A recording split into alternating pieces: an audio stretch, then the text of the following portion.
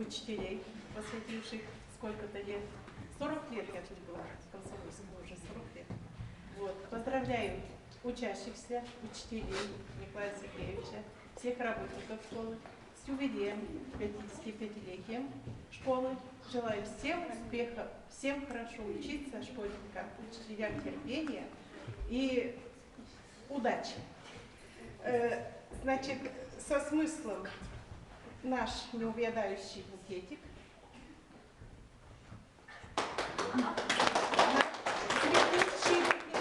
Для школьников, для всех учителей.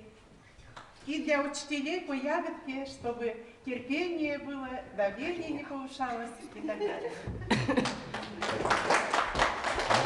А Константину Викторовичу особый подарок, как он привез арбуз с Кубани, так у меня на огороде вырос подсолнух. Желаю ему успеха, молочной спелости, чтобы у тебя удачи было столько же и приятных людей, окружающих тебя, учеников нашей школы, всех.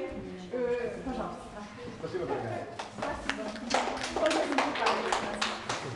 И Константин Викторович, значит, он нас всех, наверное, раз мы обозначили о создании электронной книги о комсомольской школе, о памяти, мы думаем, что вы, когда закончите ее, приедете с презентацией этой книги в школу.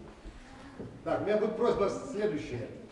Значит, давайте каждый из вас несем лепту. Кто умеет что-то делать на компьютере,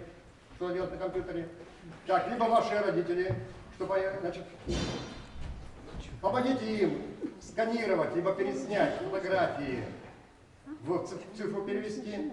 Дальше у нас с вами есть среда в Одноклассниках. Там зафиксировано более 528 выпускников комсомольской школы.